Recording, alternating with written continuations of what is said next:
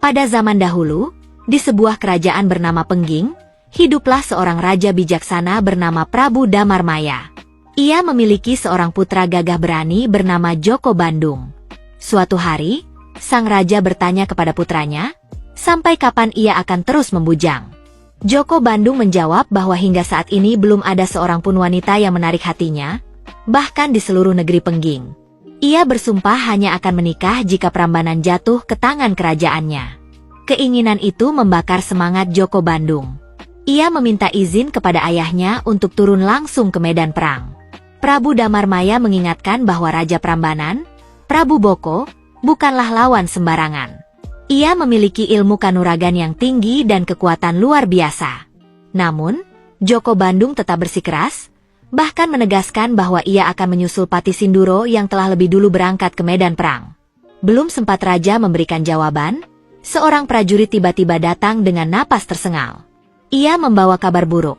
Pasukan Pengging telah mengalami kekalahan besar. Mendengar itu, Prabu Damarmaya akhirnya mengizinkan Joko Bandung untuk pergi berperang. Sementara itu, di kerajaan Prambanan, Prabu Boko dikenal sebagai raja bertubuh tinggi besar, hingga banyak yang menganggapnya keturunan raksasa. Meski demikian, ia memiliki seorang putri yang sangat cantik jelita bernama Dewi Roro Jonggrang. Berbeda dari ayahnya yang berperawakan kasar dan penuh ambisi, Roro Jonggrang adalah putri yang lembut dan penuh kebijaksanaan. Suatu hari, Prabu Boko bertanya kepada putrinya, mengapa ia belum juga menikah. Roro Jonggrang menjawab bahwa ia masih ingin sendiri dan ingin tetap menemani ayahnya memimpin kerajaan. Mendengar itu, Prabu Boko tersenyum, tetapi ia tetap menegaskan bahwa suatu saat putrinya harus menikah. Sang putri menjawab dengan keyakinan, ia hanya akan menikah jika Prambanan berhasil memenangkan peperangan. Dengan tekad membara, Prabu Boko segera mempersiapkan pasukannya dan berangkat ke medan perang, menyerahkan kekuasaan di istana kepada putrinya. Ketika sampai di medan laga, dengan ilmu kesaktiannya, ia berhasil mengalahkan hampir seluruh pasukan Pengging dan membuat mereka mundur dalam ketakutan.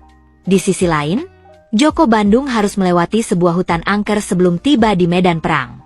Hutan itu terkenal sebagai tempat bersemayamnya makhluk halus, dan penunggunya adalah jin sakti bernama Bondowoso.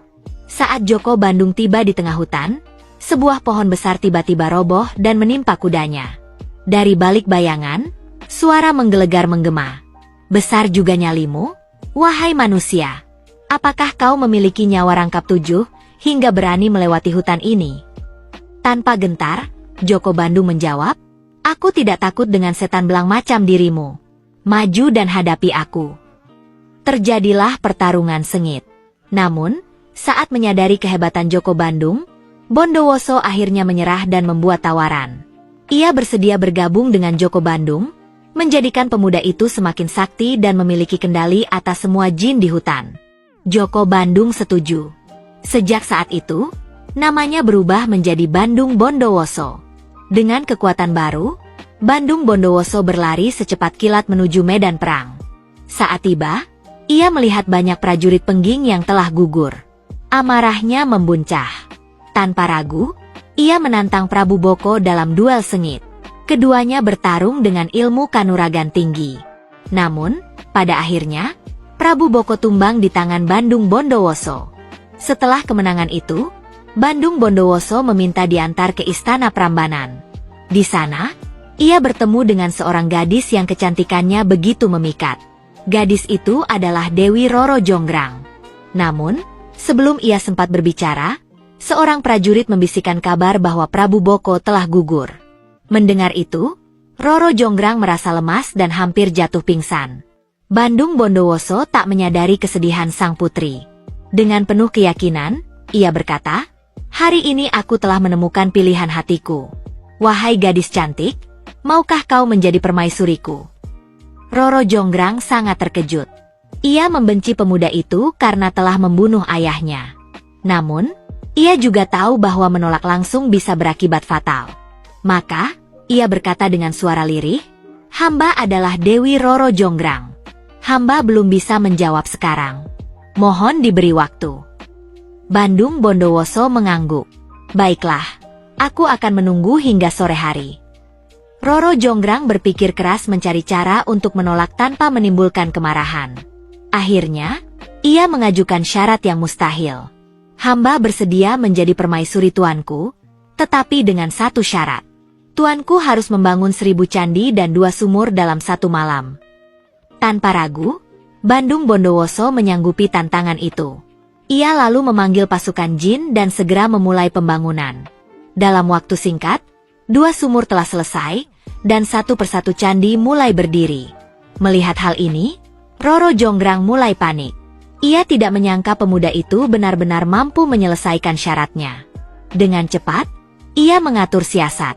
Para dayang diperintahkan untuk menumbuk lesung hingga menghasilkan suara riuh.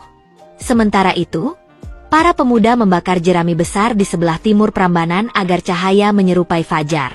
Ayam-ayam pun berkokok bersahutan, dan jin-jin yang sedang bekerja menjadi ketakutan. Mereka mengira hari sudah pagi dan segera melarikan diri. Saat itu, masih tersisa 1 candi yang belum selesai. Bandung Bondowoso terheran-heran. Mengapa fajar datang begitu cepat? Dengan kesaktiannya, ia terbang ke arah cahaya dan menemukan para pemuda yang sedang membakar jerami. Salah satu dari mereka mengaku bahwa itu adalah perintah dari Dewi Roro Jonggrang. Amarahnya meledak. Dengan sekali kibas, tanah tempat para pemuda berdiri porak-poranda. Ia segera kembali ke Prambanan dan menemui Roro Jonggrang yang tampak ketakutan. Kau hanya mencari alasan. Jika kau tidak mau menjadi permaisuriku, katakan dengan jujur. Mengapa kau memilih mengelabuhiku? Roro Jonggrang tetap berdiri tegak, meski tubuhnya gemetar. Tuanku adalah seorang kesatria. Kesatria harus menepati janji. Hari telah pagi, dan tuanku gagal memenuhi syarat hamba. Bandung Bondowoso menggertakkan giginya. Kau keras kepala seperti batu. Jika batu yang kau inginkan, maka batu pulalah yang akan menjadi takdirmu. Dengan amarah yang tak tertahankan, ia mengutuk Dewi Roro Jonggrang menjadi batu. Seketika tubuh sang putri membatu, berdiri kokoh di antara candi-candi yang telah dibangun. Sejak saat itu, candi yang hampir selesai itu dinamakan Candi Sewu, dan patung Roro Jonggrang menjadi pelengkap ke-1000. Kisah ini pun abadi sebagai legenda Candi Prambanan, sebuah bukti dari kisah cinta, tipu daya, dan kutukan yang melegenda.